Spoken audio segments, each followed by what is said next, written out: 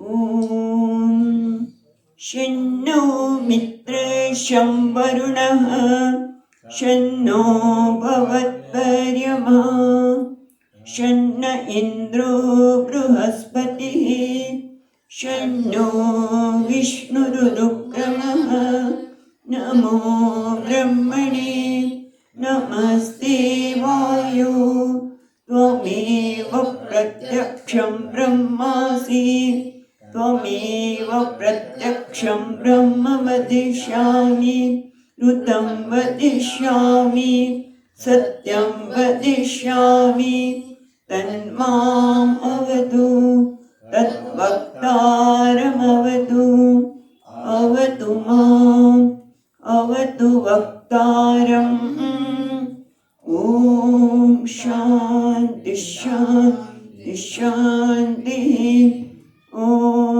सहनाववतु सहनौ भुनक्तु सह वीर्यं करवावहै तेजस्विनावधीतमस्तु मा विद्विषावहै ॐ शान्ति शान्ति शान्तिः श्रुतिस्मृतिपुराणानाम् आलयं करुणालयं नमामि भगवत्पादं शङ्करं लोकशङ्करं शङ्करं शङ्कराचार्यं केशवं बादरायणं सूत्रभाष्यकृतौ वन्दे भगवन्तौ पुनः पुनः ईश्वरो गुरुरात्मेति मूर्तिभेदविभागिने व्योमवद्व्याप्तदेहाय दक्षिणामूर्तये नमः। नमः श्री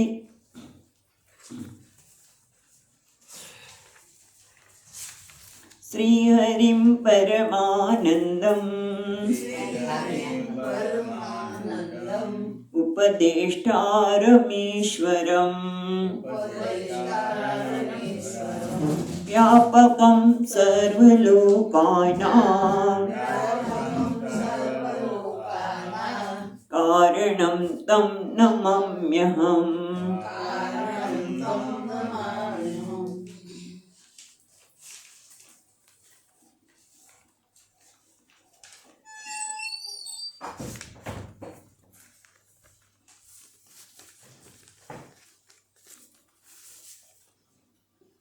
सुने 24वां श्लोक।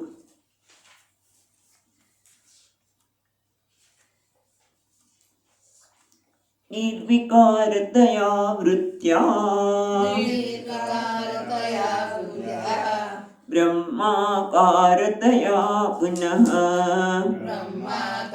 यतया पुनः वृत्तिविस्मरणं सम्यक् विस्मरणं सम्यक् समाधिज्ञानसंज्ञकः।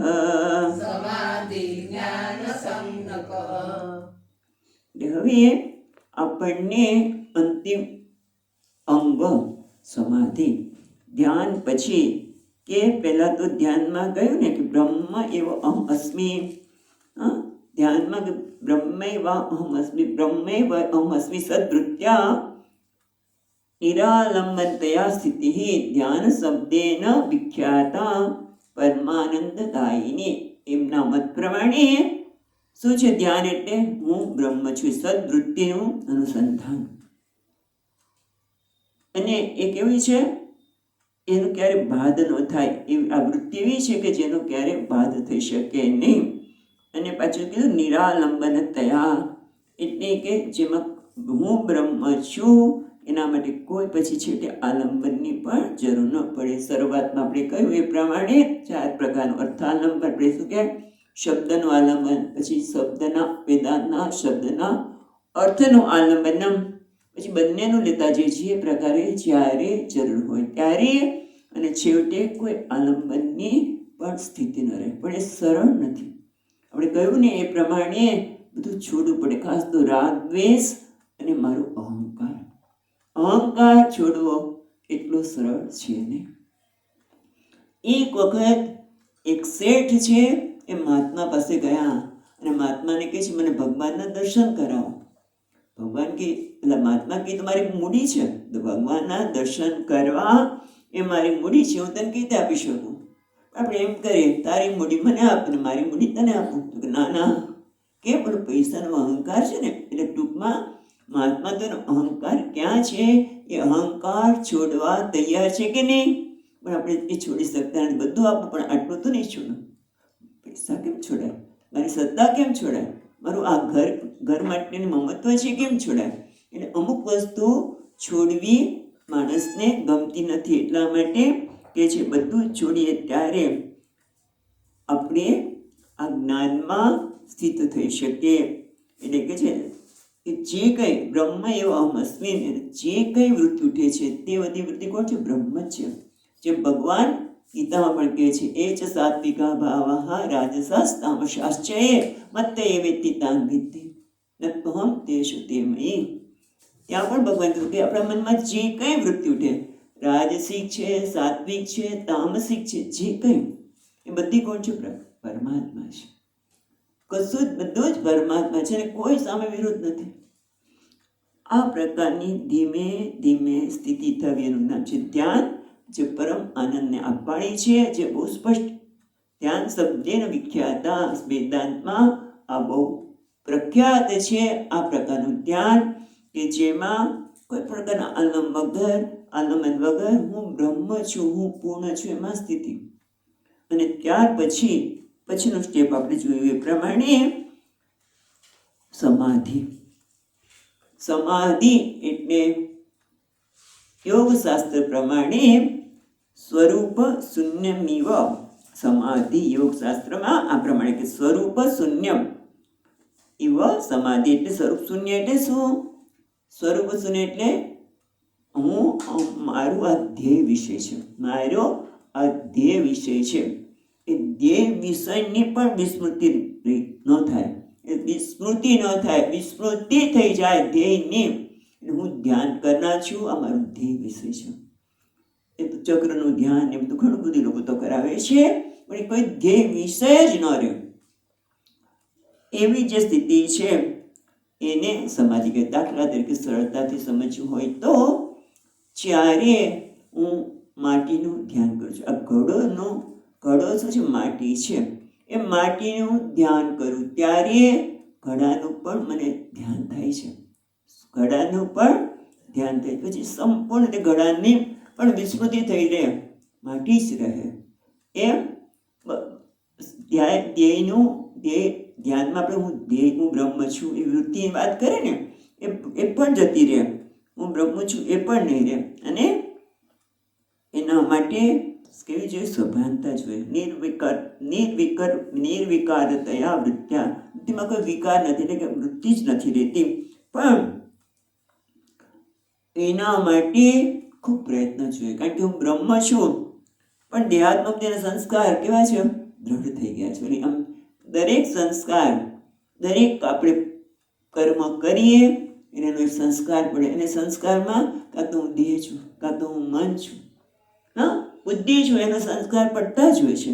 અને સંસ્કાર ઉપર આપણે ક્યારે ધ્યાન આપ્યું જ નથી, અને અનેક જન્મથી નથી આપ્યું, કારણ કે કોઈ કહ્યું જ નથી. કોઈ કહે તો ખબર પડે ને, આપણે તો માની જ લીધું છે, અને બધા માને છે. કોઈક એકાદ આપણે માનતા હોય, બીજા ન માનતા હોય તો કંઈક વિચાર કરવાનું મન થાય, પણ બધાનો એક જ વિચાર છે. એટલે એ દેહાત્મ બુદ્ધિમાંથી જે નીક પડી ગઈ છે એમાં સાવધાની, એનું નામ છે નિધિધ્યાસન. નિધિધ્યાસન એટલે બીજું કંઈ નહીં. ક્યારે સાવધાની આવે? જ્યારે આ દેહાત્મ બુદ્ધિ ને શ્રવણ દરમિયાન પેલા ખબર પડી કે આ દેહમાં જે આત્મબુદ્ધિ છે મિથ્યા છે. મનન દ્વારા એને નિરાકરણ કર્યું, સંશયનું નિરાકરણ કર્યું, અને જ્યારે જ્ઞાન થયું છે ત્યારે, જેને કે અપરોક્ષ જ્ઞાન. પછી પરોક્ષ જ્ઞાનની પણ વાત કરીશું. પરોક્ષ જ્ઞાન પણ વાંધો નથી, પણ જેને આ સ્થિતિ થઈ છે એના માટે છે સાવધાની. હું બ્રહ્મ છું એ સંસ્કારમાં જે દ્રઢતા આવે છે, પણ વારંવાર જ્યારે દેહની વૃત્તિ ઊભી થાય છે ત્યારે એનું નિરાકરણ યુક્તિ દ્વારા, શ્રવણમાં સાંભળ્યું છે તેના દ્વારા દૂર કરવામાં આવે છે. અને દ્વૈતનું અનુસંધાન ન થાય. ભલે વ્યવહાર કરતી વખતે દ્વૈતની પ્રતીતિ તો થવાની જ છે, પણ એ નામરૂપની જેનામાં સત્યતા હવે રહી નથી. કારણ કે આપણે વાત કરીને કે બે પ્રકારની ટેવ પડી છે. એક દેહને આત્મા માનવાની, અને જગત જે છે નામ રૂપ ક્રિયા એને સત્ય માનવાની.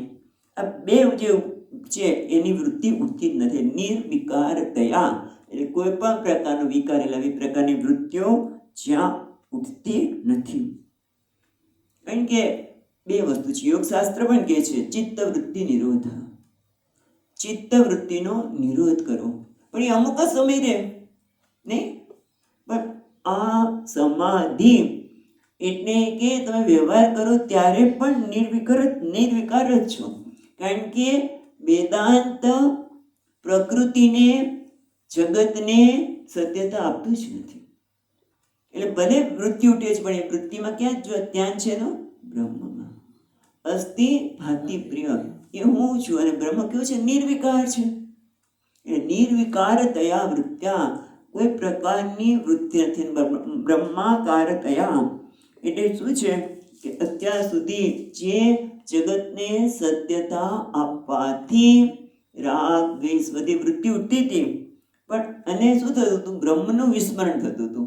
અત્યાર સુધી રાગ દ્વેષના કારણે બ્રહ્મનું વિસ્મરણ, પરમાત્માનું વિસ્મરણ થતું હતું. પણ હવે વૃત્તિ વિસ્મરણ, હવે એ વૃત્તિનું એ કઈ વૃત્તિ? આ જગતને સત્યતા આપવાની વૃત્તિ છે. દ્વૈતનું અનુસંધાન રૂપી જે વૃત્તિ છે એનું વિસ્મરણ થઈ ગયું છે. વૃત્તિ વિસ્મરણમ એટલે હવે સત્યતા આપવાનું બંધ થઈ ગયું છે. હવે સત્યતા ઉઠતી જ નથી.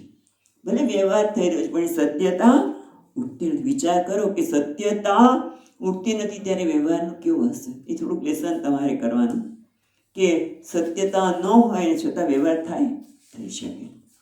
પણ એ વખતે કયા પ્રકારનો હોય તો એ વિચારજો, કાલે કહેજો કે નિર્વિકારતયા વૃત્ત્યા બ્રહ્માકારતયા પુનઃ નિવૃત્તિ વિસ્મરણમ સમ્યક સમાધિ જ્ઞાન સંજ્ઞક. એને જ્ઞાન સંજ્ઞાન રૂપી સંજ્ઞક જ્ઞાન સમાધિ એવું કહેવામાં આવે છે. એટલે કે શું કે હું બ્રહ્મ જ છું, તેમાં ક્યાં વિકાર આવ્યો? બ્રહ્મ હોય તો વિકાર, અને પછી બ્રહ્માકાર વૃત્તિ પણ કરવાની નથી, આકારની પણ આવશ્યકતા નથી. મન કારણ કે ચિત્ત પણ ખરેખર તો બ્રહ્મથી કંઈ ભિન્ન છે જ નહીં. અને એટલા માટે પછી વૃત્તિનું વિસ્મરણ સહજ છે. કયા વૃત્તિનું?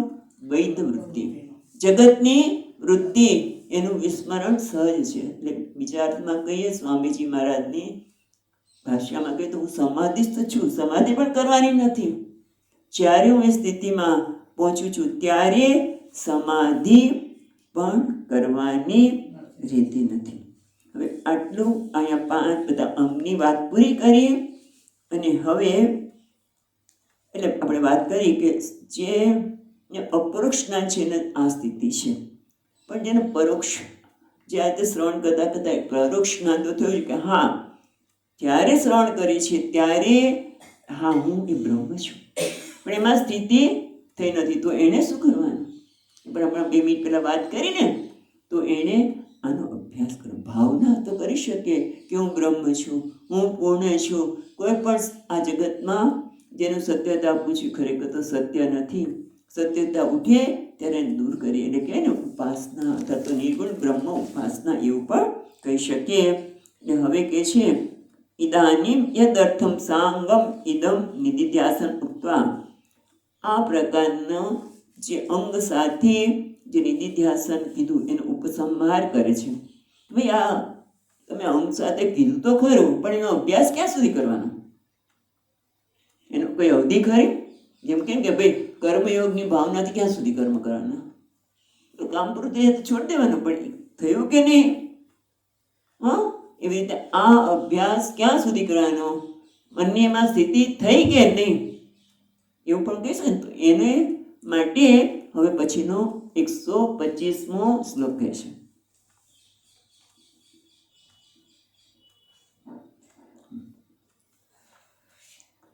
ઇમં ચાકૃતિમાનંદમ તાવત્ સાધુ સમભ્યસેત વશ્યો યાવત ક્ષણાત પુંસઃ પ્રયુક્ત સંભવેત સ્વયં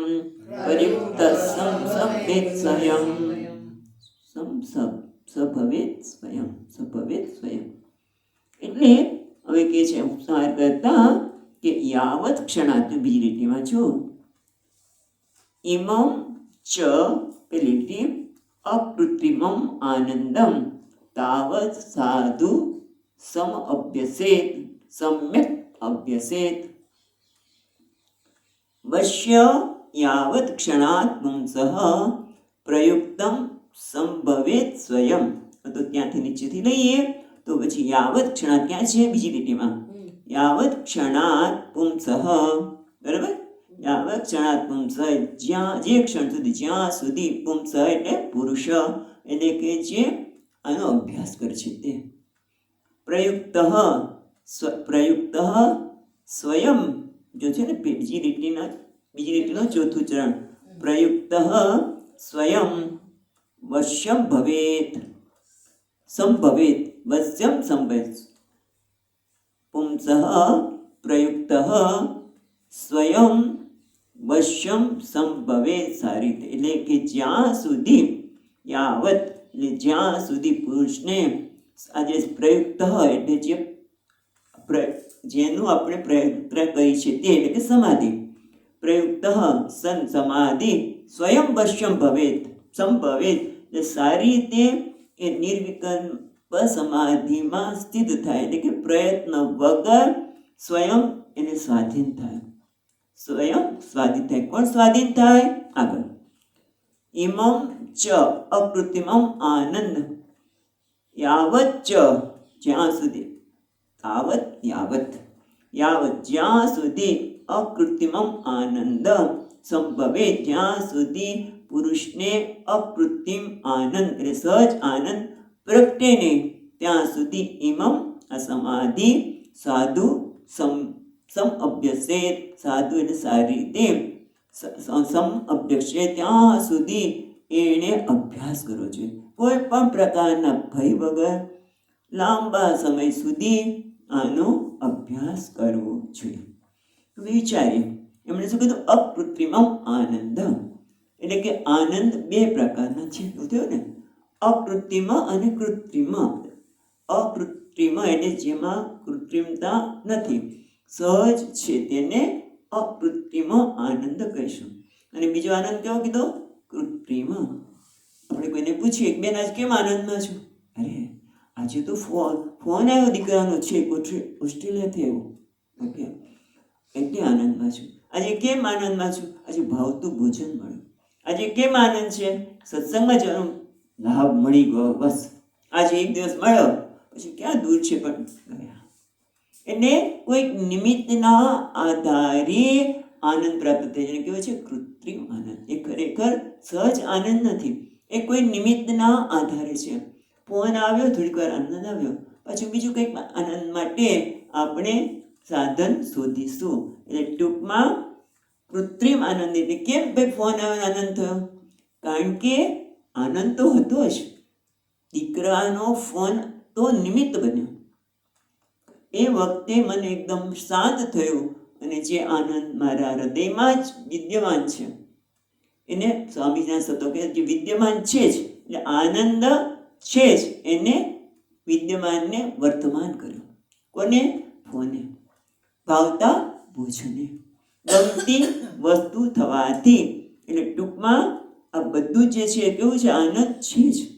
અને પંચદશીમાં કહેશે કે યોગાનંદે બ્રહ્માનંદમ, વિદ્યાનંદે યોગાનંદમ, વિષયાનંદે, બધામાં જે કંઈ તમે યોગ કરો, વિષયનો ઉપભોગ કરો, જે કંઈ કરવામાં કોણ છે જ્ઞાન, વિદ્યાનંદી જ્ઞાનમાં પણ જે આનંદ છે એ પણ જે આપણે વાંચતા હોય અને આપણે આનંદ આવ્યો, વાંચવાનું ગમે છે, એ આનંદ પણ કોણ છે? બ્રહ્માનંદમ. બહુ સુંદર વાત પંચદશીમાં કરવાના છે. બ્રહ્માનંદના 5 પ્રકરણ છે છેલ્લા. એટલે ટૂંકમાં જે કાંઈ આનંદ આવે છે કેવો છે? બ્રહ્માનંદ. જેમ કે જ્યાં પણ આપણે જળ જોવા મળે છે, એ પછી નદીનો હોય, નળમાં આવતું હોય, કે કોઈ સ્ત્રીના આંખમાંથી ટપકતું જળ હોય, હા, એ બધું જ જળ એ ક્યાંથી આવે છે? તો કે સમુદ્રમાંથી. બરાબર ને? સમુદ્રમાંથી જળ આવે છે બધું. સમુદ્ર પર સૂર્યનો પ્રકાશ પડે અને પછી બધી પ્રક્રિયા થાય, વરસાદ આવે અને પાછું નદીમાં ને બધે જાય, પછી આપણા નળમાં આવે ને પાણી પીતું હોય, આંખમાંથી ટપકે પણ ખરું, પણ બધું છે સમુદ્રનો. એમ જે કંઈ આનંદ આપણા જીવનમાં આવે છે એ બધું છે કયો છે? એ બ્રહ્માનંદ જ છે. એ કેવો છે? અકૃત્રિમ આનંદ છે. એ આનંદ કેવો છે? એ ખરેખર તો સહજ છે, પણ અત્યારે એ કૃત્રિમ બની ગયો છે. એટલા માટે યોગશાસ્ત્રએ આ વાત કરી. જે આપણે વેદાંતની વાત કરીએ, પણ યોગશાસ્ત્રમાં જે બધા અંગ કયા, એમાં શું છે કે આસુરી વૃત્તિ, તો એને પહેલા દૂર કરો. આ કૃત્રિમ આનંદની અકૃત્રિમ આનંદ. કૃત્રિમ આનંદમાં આપણે ટેવ પડી ગઈ છે, પણ હવે સાંભળ્યું કે ખરેખર આનંદ તો અકૃત્રિમ જ છે, કોઈ પ્રકારના નિમિત્ત વગરનો આનંદ છે. તો શું કરવાનું? એની આડે આવેલા વાદળને હટાવવાનું. રાઈટ? તો એના માટે શું છે કે પહેલા તો કયો છે? આસુરી વૃત્તિ. ઇન્દ્રિયો વિષયમાં ભાગે છે, તો એને યમ, યોગશાસ્ત્રમાં યમ કહ્યું. અને પછી સતત જે આપણે વ્યવહારમાં પડી જાય છે, કંઈક ભગવાનનું નામ લેતા હતા, મનમાં વ્યવહારનો વિચાર આવ્યો, જગતનો વિચાર આવ્યો, તો કે વિજાતિ પ્રવાહનો નિરોધ, એટલે નિયમ. એ લોકોએ શું કીધું? વ્યવહારમાં જ્યારે પડી જાય છે ત્યારે નિયમ દ્વારા. પછી શરીરની સ્વસ્થતાનો અભાવ, તો કે આસન કરો. બંને વિક્ષિપ્ત પ્રાણાયામ અને આસન. પછી શું કીધું? શરીર ઇન્દ્રિયો બધી વિષયમાં જાય છે તે પ્રત્યાહાર. બરાબર? આસન, પ્રત્યાહાર, પછી ધારણા, મનને એકાગ્ર કરવા માટે ધારણા, અને મન વિક્ષિપ્ત થાય છે માટે ધ્યાન. એમને આ રીતે કેમ આવું બતાવ્યું? કારણ કે સત્ય માને છે માટે આ એક પછી એક સ્ટેપ દ્વારા દૂર કરીને પછી છેવટે ધ્યાન, પછી સમાધિ. એ લોકો યોગશાસ્ત્ર પ્રમાણે. હવે વેદાંત શું કહે છે? તો વેદાંત શું કહે છે કે કર્મયોગ દ્વારા તું કર્મ. ગીતા શું કહે છે? કર્મયોગ દ્વારા તું કર્મ કર, જેથી તારા રાગ અને દ્વેષ ઓછા થાય. જે કંઈ આવે છે કર્મનું ફળ એ પ્રસાદ બુદ્ધિ. જે કંઈ તું કર્મ કરે છે ભગવાન માટે કર, એટલે રાગ દ્વેષ ધીમે ધીમે ઓછા થતા જાય, તો મનનો વિક્ષેપ પણ ઓછો થાય, બહિર્મુખતા પણ ઓછી થાય. હે? થાય ને? અને પછી તમે અને સાથે સાથે એટલે ટૂંકમાં જે કંઈ અવરોધ આવે આધ્યાત્મિક સાધનામાં, તો એને દૂર કરવાના. એટલે આપણે પૂજા કરીએ, કંઈ પણ કરતા ત્યારે એવો સંકલ્પ કરતા હોઈએ, મન તો થાય જ કે જે કંઈ અવરોધ છે પ્રભુ એ દૂર કર. મારા સ્વરૂપની આડે આવતા અવરોધને દૂર કર. આનંદ તો મારા સ્વરૂપભૂત આનંદ છે. એ આનંદ માટે કોઈ પ્રયત્ન કરવાનો જ છે નહીં, પણ અનેક જન્મના અને આ જન્મમાં પણ જે આપણે જ અવિવેકના લીધે, અજ્ઞાનના લીધે આવેલા છે, માટે કર્મયુક્ત ભાવનાથી એને રાગદ્વેષનો ત્યાગ. બીજા શબ્દમાં કહી દો, જેમ રામકૃષ્ણ પરમહંસને પૂછ્યું ગીતા એટલે શું? તો કે ઉલટાવી નાખો. ગીતા એટલે શું? તો ઉલટાવી નાખો. ત્યાગી, ત્યાગ. ત્યાગ કરો, રાગદ્વેષનો ત્યાગ. પછી અહંકારનો ત્યાગ, કર્તવ્યનો ત્યાગ. પણ છતાં અજ્ઞાન તો રહે છે, તો એને વેદાંત શ્રવણ દ્વારા અજ્ઞાનનો ત્યાગ. અજ્ઞાનનો ત્યાગ થાય, પણ છતાં સંશય તો રહે જ છે, માટે મનન દ્વારા સંશયનો ત્યાગ કર્યો. છતાં પેલી ટેવ પડી ગઈ છે, વિપરીત ભાવના. સાંભળ્યું આટલા વર્ષો સુધી, પણ હજી દેહની ભાવના દ્રઢ એટલી થઈ ગઈ છે, જેમ આપણે દ્રષ્ટાંત દ્વારા કે મહાલક્ષ્મી મંદિરની બહાર કેટલા વર્ષ સુધી ભીખ માગી હતી, એટલે આજે શેઠ બની ગયા લોટરીના કારણે. પણ હાથ લાંબો થઈ જાય. એમ આ દેહને હું માનું છું એ વિપરીત ભાવના છે, જેને કે સ્વભાવ દોષ. દેહમાં આત્મબુદ્ધિ અને બીજો દોષ કયો છે? જગતમાં સત્ય બુદ્ધિ. દેહમાં આત્મબુદ્ધિ અને જગતમાં સત્ય બુદ્ધિ. એમાંથી ધીમે ધીમે દૂર કરવું પડે. જેમ સ્વામીજી કે બાળક છે ને, એની માં બાળકનો રસ્તા ઉપર ઘર હશે એટલે બાળક દોડતું જાય. મને ચિંતા થાય કે આ રસ્તા પર દોડે છે કે અડફેટમાં આવી જશે, ત્યાં જોખમ છે, પણ બાળકને ખબર નથી. એટલે અંદર લાવ્યા પાછું ગયું, અંદર લાવ્યા પાછું દોડે છે. એને ખબર નથી, માં પકડીને લાવે છે પાછું. એમ આપણે પણ મન બહાર ભાગે. ધ્યાન કરવા બેસીએ, હું બ્રહ્મ છું, તેમ પાછું ભાગે. મનને પાછું જ લાવ્યા. પછી તો એ બીજી પણ એક મોટી મુશ્કેલી છે કે ટેવ પડી ગઈ છે બેઠા એટલે બસ કંઈ કારણ વગર. કંઈક કારણ હોય ને આપણે ચિંતન જગતનું કરીએ તો બરોબર છે. કારણ છે ભાઈ કંઈક આ કામ બાકી છે ને પેલું બાકી છે, કંઈ ન હોય, બધું પૂરું કરીને બેઠા હોય ને તો પણ ટેવ જ છે, ભાગે છે. એટલે કંઈ કારણ નથી તો વિષય ચિંતન ટેવના પ્રમાણે કરીને પાછું લાવો. આ ટેવ એને પણ પાછળ એને ખબર નથી મનને કે ભાઈ તું જેમ બાળક દોડી જાય છે એને ખબર નથી કે આ જોખમ છે. એમાં મને કીધું જોખમમાં ક્યાં પડે છે ભાઈ? તારો સ્વાભાવિક આનંદ એ લાવ. એટલા માટે અહીંયા કે છે ઇમમ ચ અકૃત્રિમમ આનંદ તાવત સાધુ સમભ્યસે યાવત ક્ષણાત પુંસઃ.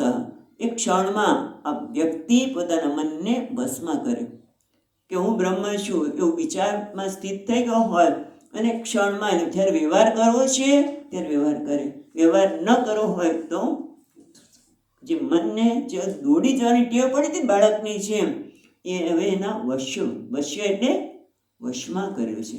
એને પોતાનો મિત્ર બનાવ્યો છે.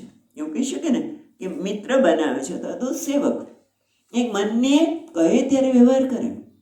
મનને બસ હવે એવું થઈ ગયો વ્યવહાર, તારા ઘરમાં આવી જા, જેમ કહે ને કે ઘરમાં આવી જાય. પેલું બહાર બાળક બહુ રખડતો હતો, હા, પણ હવે જ્યારે ઘરમાં જ પીઝા ને બધું માં બનાવવા માંડી પછી બહાર જવાની જરૂર પડે નહીં. જેમ માખી છે શું કરે એ મધમાઈ જાય ત્યાં મધ મળતું હોય ત્યાં જાય ને ઉકળી જાય, પણ મધમાખી કેમ નથી જતી? કારણ કે એને મધનો સ્વાદ ચાખ્યો છે. એમ જ્યારે અકૃત્રિમ આનંદનો સ્વાદ મળી ગયો પછી નથી જોવાનું મન. જે સહજ આનંદ સ્વરૂપ છે એમાં મળી ગયા પછી મન જોવાનું નથી. એટલે કે છે ઇમમ ચ અકૃત્રિમમ, જેને આર્ય આનંદને કોઈ નિમિત્ત દ્વારા ઊભો કરા નથી. કયો છે? સ્વરૂપભૂત આનંદ.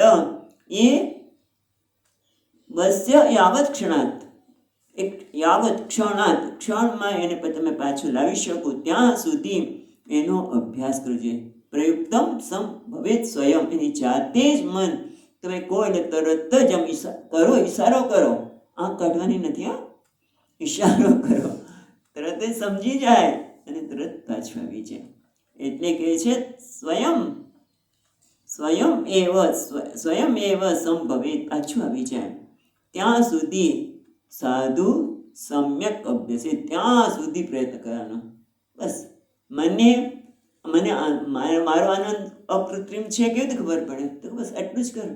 મન તારું વશમાં આવે, જેવું બોલાવે તું પાછું આવી જાય અને તારા સ્વરૂપમાં સ્થિત થઈ જાય તો તારો અભ્યાસ હવે પૂર્ણ થઈ ગયો છે.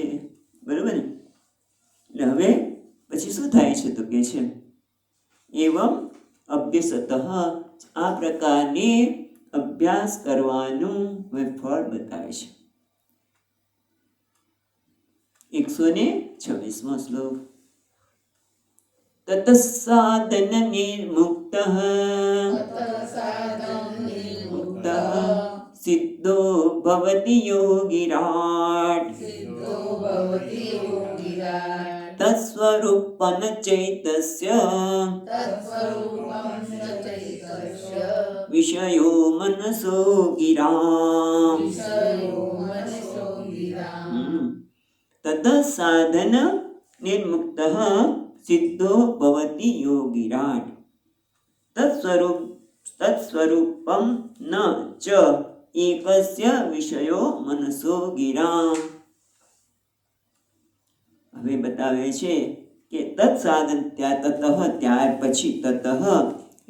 પછી સાધન નિર્મુક્ત એટલે સાધના અભ્યાસ રહિત, પછી કોઈ પણ સાધનની આવશ્યકતા રહેતી નથી. ત્યારે સ્વરાટ યોગીરાટ સિદ્ધો ભવતી, ત્યારે એ યોગીરાટ બને છે, યોગીઓનો પણ રાટ બને, સિદ્ધ બની જાય છે. અને તત્સ્વરૂપમ ન ચ એતસ્ય, અને એ સ્વરૂપ કેવું છે? ચ એતસ્ય વિષયો મનસો ગિરામ, એ સ્વરૂપ કેવું છે? તો કે વિષય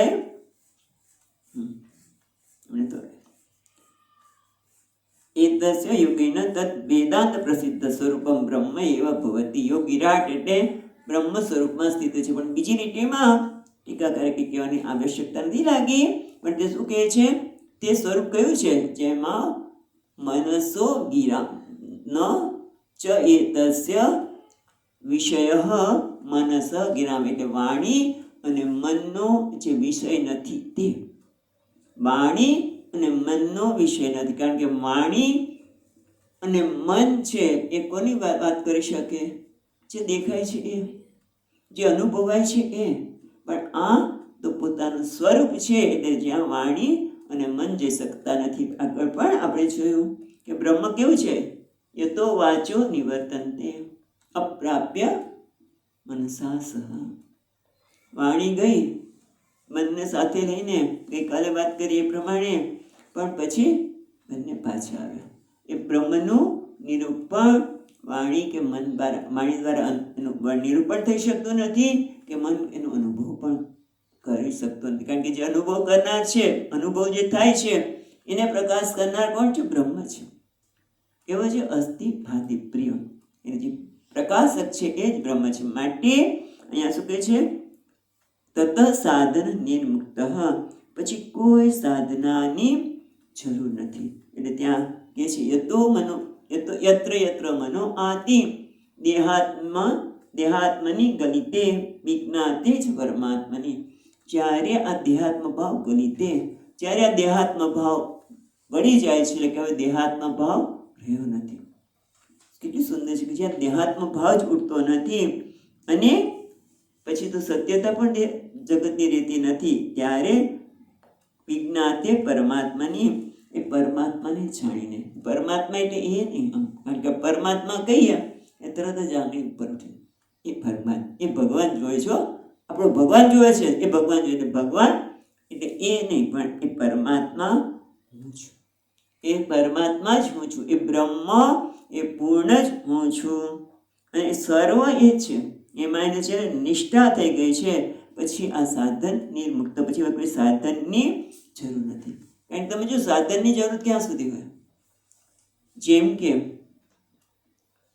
આપણે નદી પાર કરવી છે ત્યારે સાધન જોઈએ હોડી કે સ્ટીમર. સ્ટીમરની કે છે ને, તો સમુદ્ર હોય તો સ્ટીમરની આવશ્યકતા છે, પણ જે હોય, પણ એક વખત પાર કરી લીધું પછી છોડી દે.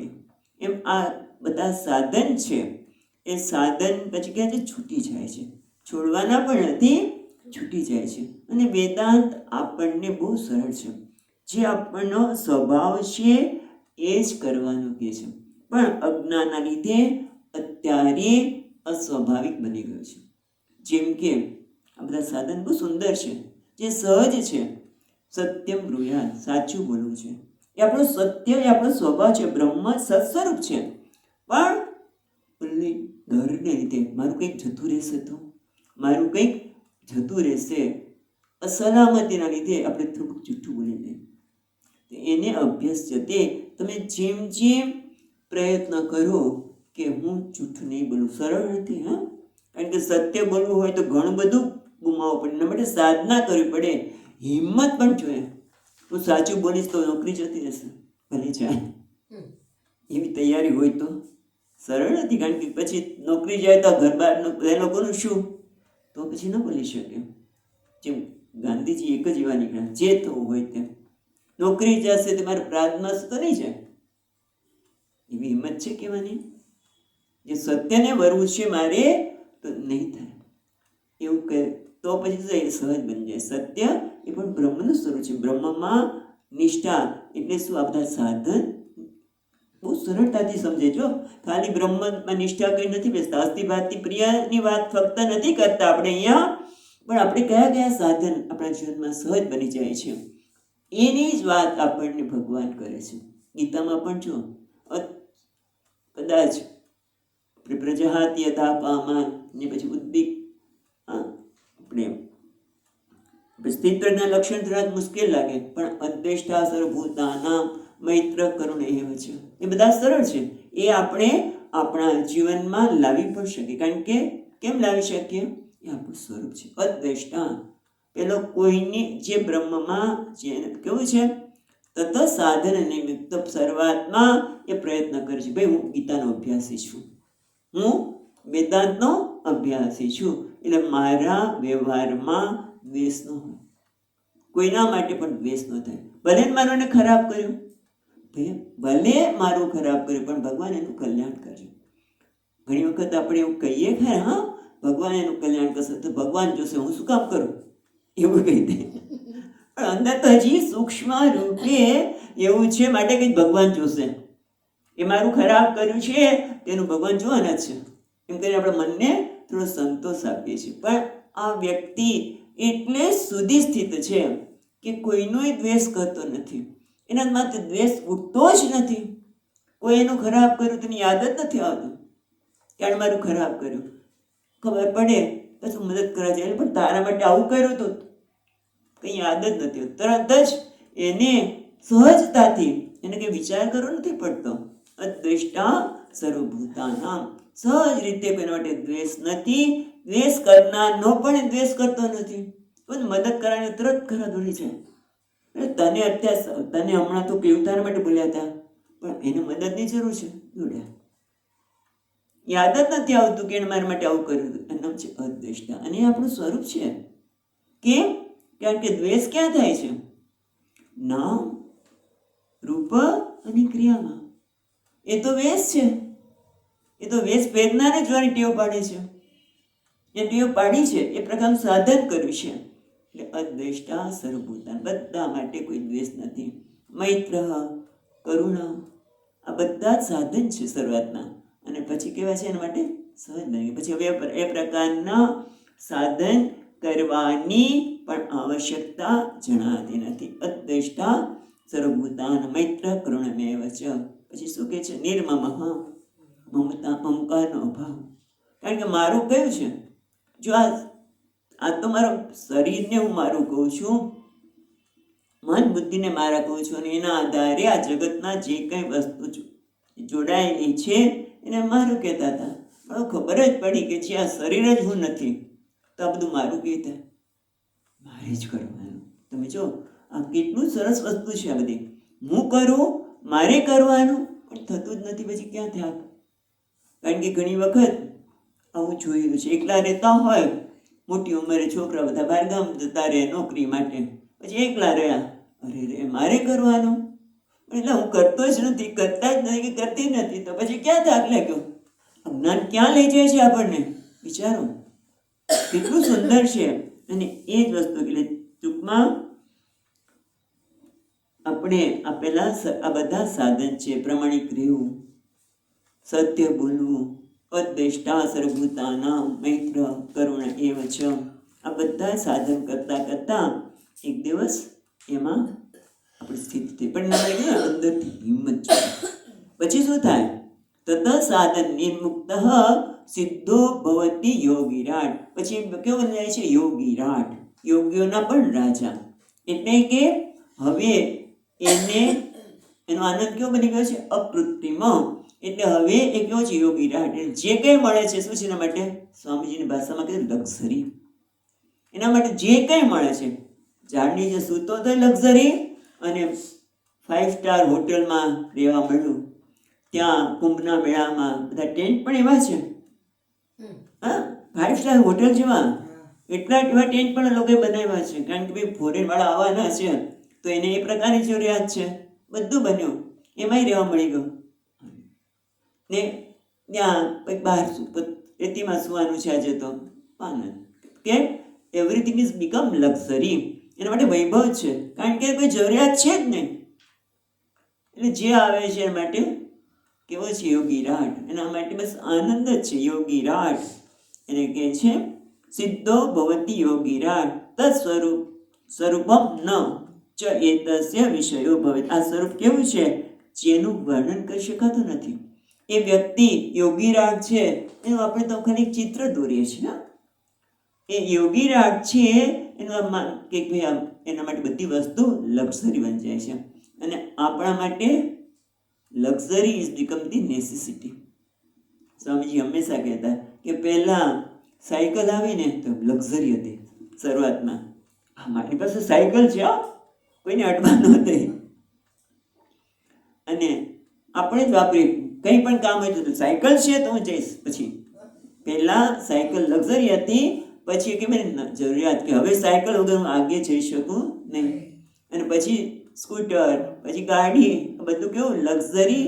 એ શું બની ગઈ આપણી માટે? જરૂરિયાત. Luxury become the necessity. સામાન્ય રીતે તમે જુઓ વ્યક્તિના જીવનમાં જે આના માટે શું છે? જે લક્ઝરી છે લક્ઝરી નથી, એના માટે જે વસ્તુ મળે એ બધી લક્ઝરી છે. બસ બધામાં એને આનંદ છે. એના માટે કે વૈભવ. લક્ઝરીનું ગુજરાતી કદાચ ઇંગ્લિશ શબ્દનો કરીએ તો શું થાય? વૈભવ. એને તો બધું વૈભવ જ છે.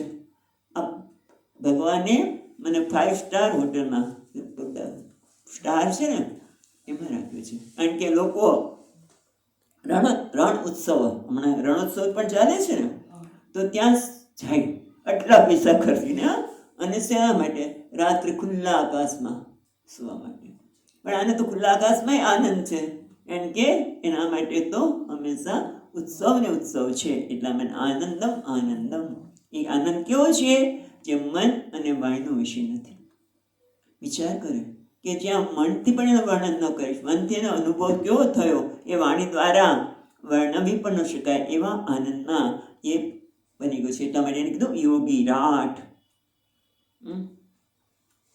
સ્વાભાવિક સ્થિતિમાં એ રહ્યો છે. માટે સાધન કોઈ નિર્મુક્ત, હવે સાધનની કોઈ આવશ્યકતા જ નથી. બધા સાધન જે વાપર્યા હતા એ હવે એના માટે શું બની ગયા છે? સહજ. એટલા માટે યોગી રાટ કહેવામાં આવ્યો. આટલી સુંદર વાત કરી.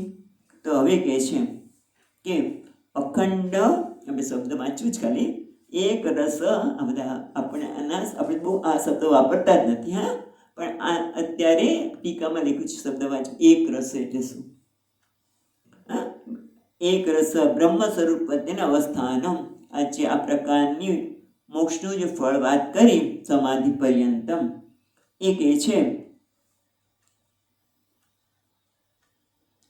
એમાં આવતા વિઘ્નો એની પણ વાત કરે છે. એટલા માટે કે સમાધિ પર્યંતમ યોગ ગુરુ અનુગ્રહવતામ સુકરો ભવતી તથાપિ સુકરઃ ઇતિ અનાદાર ન કર્યામ. હવે પછી આપણને આમાં આવતા વિઘ્નો, મુશ્કેલીઓ એની વાત કરે છે. પણ સાથે સાથે ટીકાકાર કહે છે ગુરુ સુકરો ભવતી. જો આ યોગ જે છે જેમાં વિઘ્નો તો આવવાના છે, મુશ્કેલીઓ આવવાની જ છે. અને એટલા માટે કહે કે દેવતા જ મુશ્કેલી મૂકે, પણ દેવતા નથી મૂકતા. આપણે જોઈશું. એટલે પ્રતિબંધો, વિઘ્નો જે શબ્દ વાપરીએ એ આવવાના. પણ ગુરુ અનુગ્રહાત, ગુરુ અનુગ્રહવતામ, જેના પર ગુરુનો અનુગ્રહ છે એના માટે આ યોગ કયો બને છે? સુકરો ભવતી. અને ઉપનિષદ પણ કહે છે આચાર્યવાન વેદ, આચાર્યવાન પુરુષો વેદ. છંદોગ્ય ઉપનિષદમાં કયું? આચાર્યવાન પુરુષો વેદ. જે આચાર્યવાન છે, જેને આચાર્ય મળ્યા છે, ગુરુ મળ્યા છે, એના માટે આ સરળ છે. એટલે ગુરુના સાનિધ્યમાં એ કહે છે એ પ્રમાણે જો કરવામાં આવે, વિચાર કરવામાં આવે તો આ કેવું છે? સુકરો ભવતી. અને એટલા માટે કયા કયા વિઘ્નો આજકાલ બતાવે છે? તો 127 અને 128 બંને શ્લોકને વાંચીશું અને વિચારીશું. 127 શ્લોક પહેલા સમાદૌ ક્રિયમાણે તુ વિઘ્ન વિઘ્ન આયાન્તિ વૈ બલાત અનુસંધાન રાહિત્યમ આલસ્યમ ભોગલાલસમ લયસ્તમશ્ચ વિક્ષેપઃ રસાસ્વાદશ્ચ શૂન્યતા એવં યદ વિઘ્ન બાહુલ્યમ ત્યાજ્યતાં બ્રહ્મવિદાં શનૈઃ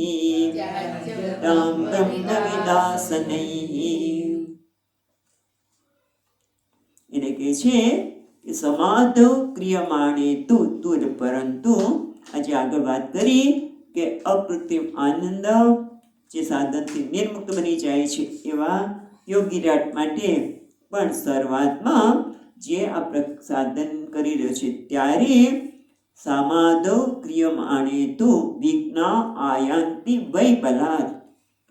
વૈ એટલે નિશ્ચિત, નિશ્ચયન. બલાદ એટલે વિધાઉટ યોર એફર્ટ.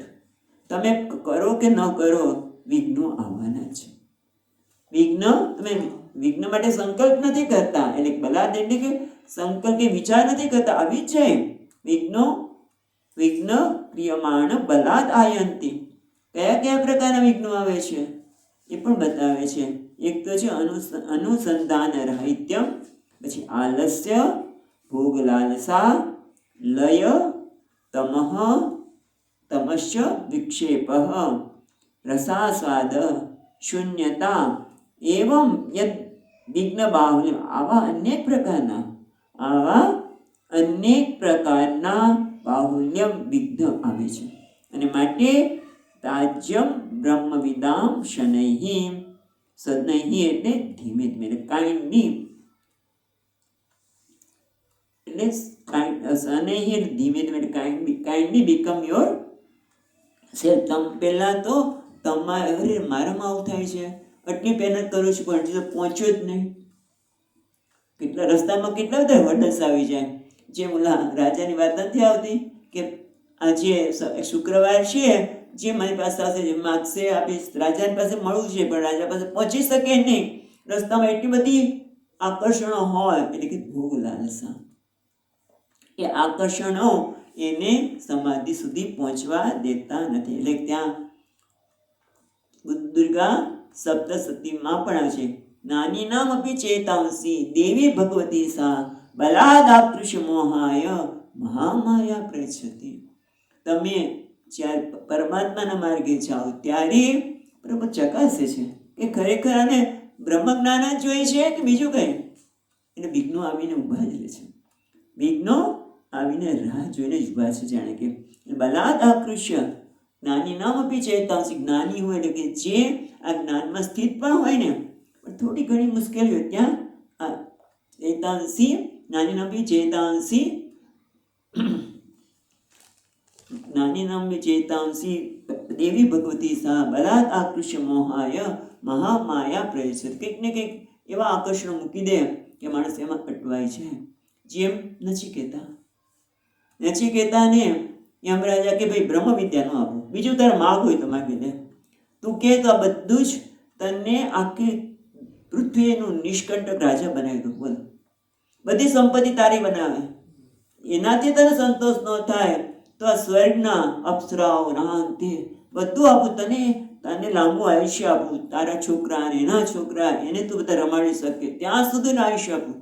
લોકોને ગમતું હોય છે મોટે ભાગે કે ભાઈ મારા છોકરા ત્યાં એના છોકરા ત્યાં સુધી મોઢું ભરાઈ જાય. દાદા કે ત્યાં મોઢું ભરાઈ જાય. ગમે એવું બધું તને આપું. બહુ સ્પષ્ટ છે. તવે વાહ તો નૃત્ય ગીતે. આ તમારા જે કંઈ પ્રલોભનો છે એ તમારી પાસે રાખો ભગવાન, મારે નથી જોતા. પણ આવવાના ખરા. આપણે તો કે વિઘ્ન આવ્યું, ઓલાય વિઘ્ન નાખ્યું, પેલાય વિઘ્ન નાખ્યું. વિઘ્ન નથી નાખ્યું, વિઘ્ન જ આવીને આ બધું પ્રયત્ન કરે છે આપણા જીવનમાં. એટલે કે સમાધ ક્રિયમાણે તું વિઘ્ન આયંતિ વૈ બલા. સહજ રીતે બધા વિઘ્નો આવવાના છે. કયા? અનુસંધાન રાહિત્યમ. એટલે તમે ભગવાનનું કરતા કરતા જગતનું અનુસંધાન થઈ જાય. એટલે અનુસંધાન રાઈટ એટલે ભગવાનનું આપણે અનુસંધાન કરતા હોઈએ અને અનુસંધાન છૂટી જાય. કાં તો કેમ આળસ આવે. આળસ કેમ આવે છે? રસ નથી માટે. તમે જો જે રસનો વિષય હોય, ગમતો વિષય હોય, એમાં જરાય પ્રમાણ નથી. ક્યારે કામ પતી જાય ખબર ન પડે. ભણવા બેસને નથી ગમતું, પણ જો ગમતો વિષય હોય તો કીધું તમારે સ્કૂલમાં ભણવા બેસે છોકરો બેસે, પણ તમે સ્કૂલમાં તો તમારે પ્રોજેક્ટ બનાવે છે, ડ્રાફ્ટ બનાવે છે, તો ફટાફટ એટલું સરસ ડ્રોઈંગ કરીને સ્વામીજી કેટલું સરસ બનાવ્યું છે. હા, કારણ કે એમાં રસ છે. એમ ભગવાનમાં રસ હોય, સ્વરૂપનું ચિંતનમાં રસ હોય તો આળસ નથી આવતી. એ તો કાલે કરશું, આજે ભલે નિયમિત હોય, કાલે આજે આવ્યા છે પેલું છે, કારણ કે બધાને ધ્યાન રાખવાનું છે. એટલે આપણે સત્સંગને મૂકી દઈએ, ભાઈ વ્યવહાર કરવાનો છે, લગ્નમાં જવાનું છે. હા, લગ્નમાં કેટલા વખત ભરશું ગયા બાદ, પણ ના, એ વ્યવહાર તો કે આ તો રોજ છે ને, કહેવાના જ છે ને. હવે તો યુટ્યુબમાંથી જોઈ લઈશું. કશું યુટ્યુબમાં પછી ન જોવાતું ભાઈ, કશું થતું નથી. અહીંથી જાય એટલે પછી કોણ જોવે છે, સાંભળે છે? એની આલસ્ય નહીં, એમાં નહીં, એ વિઘ્ન છે ને. આલસ્ય પછી છે ભોગ લાલસા. એટલે કે કોઈ આવી ભોગ, કોઈ અંદર પડ્યું છે એટલે ભોગ લાસ, આ ભોગવી લે, પેલું જાય, પેલું કરી લે, આ કરી લે, સતત કંઈક કરવું છે, કંઈક બનવું છે. શું છે? ભોગ લાલસા, ભોગવવાની લાલસા. પછી લય એટલે એકદમ ઊંઘવા માટે. લય એટલે નિંદ્રા, એ પણ આવે, ખબર ન પડે ત્યારે જ. કારણ કે શરીરની સ્થિતિ એવી હોય. એક તો નિંદ્રા પાછળનું એક કારણ એ છે કે શરીરની સ્થિતિ, જે લોકોની વાયુની પ્રકૃતિ હોય ને, એ જ્યારે એકાગ્ર થાય ને એટલે થઈ જ જાય, ખબર જ ન પડે ને. વાયુની પ્રકૃતિ એટલે માટે શરીર સ્વસ્થ રાખો ભાઈ. એનો એક ઉપાય તો એ છે ને, તમારું શરીર સ્વસ્થ રહેવું છે. એટલે પછી કંઈક વાયુને સમવા માટે લોકો ગોળી મોઢા મૂકે, કંઈક કરે, બરાબર છે, પણ એ બીજો પણ ઉપાય છે. અથવા તો રસ નથી પડતો માટે પણ ઊંઘ આવી જાય. જેમ કે મહાત્માઓ કે મારી કથામાં લોકોને ઊંઘ સરસ આવી જાય, ગોળી લેવી પડતી નથી.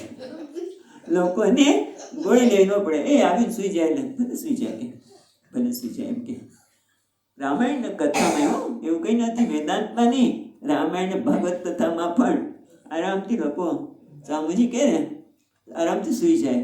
ત્યારે ધ્યાન કરવાનું સમજ થાય ત્યારે સ્વામીજી આપણા પૂજ્ય મહારાજજી કે સાઉન્ડ સ્લીપ. લોકો સાઉન્ડ સ્લીપ એટલે શું? સાઉન્ડ સ્લીપ, સાઉન્ડ સહિતની નિદ્રા. બીજા બધાને ડિસ્ટર્બ કરે સાઉન્ડ, એવી પણ નિદ્રા આવી શકે. એટલે કે જે લય એટલે નિદ્રા, તમઃ એટલે આમ તો અંધકાર, તમો ગુણ. આમ તો તમો ગુણ એટલે કયું? તમો એટલે સ્લીપ પણ, અજ્ઞાન પણ, શું નિદ્રા પણ થાય, સ્લીપ નિદ્રા પણ થાય. અને બીજો અર્થ કે છે કાર્ય અકાર્ય અવિવેક. શું કરવું જોઈએ અને શું ન કરવું, જેમાં અવિવેક, એનો વિવેક જ થાય નહીં. એટલે પ્રાધાન્ય જેને આપવાનું છે ને, આપને જે વસ્તુની મુખ્યતા છે એને મુખ્યતા આપી, અને આપી શકે જ નહીં. કારણ કે ઓલું મનમાં ડલનેસ કે તમસ એટલે કાર્ય અવિવેક. શું કરવું જોઈએ, શું ન કરવું જોઈએ, એમાં વિવેક આવતો નથી. અને પછી ધ્યાનમાં બેસેલા વિક્ષેપ, વિષયનું ચિંતન આવી જાય અચાનક જ. એટલે પણ ઓમ નમઃ શિવાય, પાછું મન ગયું, પાછું લાવ્યા ઓમ નમઃ શિવાય, પછી બધું કામ બાકી છે. વિશેષ પરિણામ આ પણ વિઘ્ન છે. આ બધા જ વિઘ્નો ને સમજો. એટલે કે છે એવમ બધા આગળ પણ જોઈશું, વિક્ષેપ, રસાસ્વાદ, શૂન્યતા બધા. પછી કહે છે એવમ વિઘ્ન બાહુલ્યમ ત્યાજ્યમ બ્રહ્મ વિદામ શનૈહિ. એટલે કે કેમ નથી થતું, આમ કેમ નથી. એક જરા આપણા પ્રત્યે પણ આપણો પણ તિરસ્કાર કર્યા વગર આદરથી એને પાછું લાવી, એમ વિઘ્નમાંથી મુક્ત થઈએ. કારણ કે આપણા માટે, એટલા માટે કે આપણે આપણા માટે પણ એક જજમેન્ટ, નિર્ણય, અરે હું તો આવો જ છું, મારાથી તો કંઈ થાય જ નહીં, હું ગમે તેનું કરું ને મારું મન આમ થાય જ, આમ થાય. એ પોતાનો તિરસ્કાર કરવા માટે શનૈહિ, ધીમે ધીમે બ્રહ્મવિદામ શનૈ ત્યાજ્યમ. ત્યાજ્યમ એટલે ત્યાગ કરવો. કેવી રીતે ત્યાગ કરો? વિચારેણ, વિવેકપૂર્વક, વિચારપૂર્વક એનો ત્યાગ કરવો જોઈએ. એટલે વિક્ષેપ પછી રસાસ્વાદ, એ પણ બહુ મોટું છે. રસાસ્વાદ એટલે ધન્યોહમ ઇતિ. બસ હવે મને બધું ખબર પડી ગઈ. રસાસ્વાદમાં એક આવું થતું છે, એકદમ આનંદ એટલો બધો આવી કે આનંદમાં, ધ્યાનમાં બહુ આનંદ આવે છે, એટલે પછી ઊભું થવાની મન ન થાય. એટલે ઘણા લોકોને એવા જોયેલા છે, બહુ ભૂતકાળમાં છે કે ધ્યાન કરવા જાય પછી મારી પત્નીને એટલું બધું ધ્યાનમાં આનંદ આવે કે પછી ઉઠે જ નહીં, એટલે મારે છોકરાઓને સ્કૂલે મોકલવા પડે, એને ડબ્બા કરી આપવા પડે. આ હકીકતની વાત કરું છું, વર્ષો પહેલાંની. એટલે રસાસ્વાદમાં માણસ અટકી જાય, અથવા તો આ જ રસાસ્વાદને જ અંતિમ માની લે એવું પણ બને. અથવા બસ અમે બધું વાંચી લીધું, મેં સાંભળી લીધું, ધન્ય, હા બસ હવે તો મને કંઈ જરૂર જ નથી, એવું પણ એ વિક્ષેપ છે બુદ્ધિનો, એ વિઘ્ન છે. અને એના માટે માંડુક્ય કારિકામાં આ બધાય માંડુક્ય કારિકામાં એમણે વાત કરી છે. લયે સંબોધયે ચિત્તમ વિક્ષેપમ, પછી રસાસ્વાદ અને કસાય. રસાસ્વાદમાં નિસંગો પ્રજ્ઞયા ભવેત. રસાસ્વાદ આવે ત્યારે આ શાંતિ એ મારું સ્વરૂપ નથી, નિસંગ પ્રજ્ઞયા ભવેત. એટલે એટલા માટે જ ત્યાજ્યમ, વિવેક દ્વારા, નિસંગો પ્રજ્ઞયા, જ્ઞાન દ્વારા એમાં આસક્તિ, રસાસ્વાદમાં જ અટકી જાય લોકો, એની આગળ જઈ શકે નહીં. આ પણ વિઘ્ન છે. આ થોડીક ચર્ચા આવતીકાલે કરી આગળ જઈશું. ઓમ પૂર્ણમદઃ પૂર્ણમિદં પૂર્ણાત પૂર્ણમુદચ્યતે પૂર્ણસ્ય પૂર્ણમાદાય પૂર્ણમેવાવશિષ્યતે. ઓમ શાંતિ શાંતિ શાંતિ. શંકરં શંકરાચાર્યં કેશવં બાદરાયણં સૂત્રભાષ્યકૃતૌ વંદે ભગવन्तौ પુનઃ પુનઃ. ઈશ્વરો ગુરુરાત્મેતિ મૂર્તિભેદ વિભાગિને વ્યોમવદ્વ્યાપ્તદેહાય દક્ષિણામૂર્તયે નમઃ. ઓમ શાંતિ શાંતિ શાંતિ. હરિ ઓમ. શ્રી ગુરુભ્યો નમઃ. હરિ ઓમ.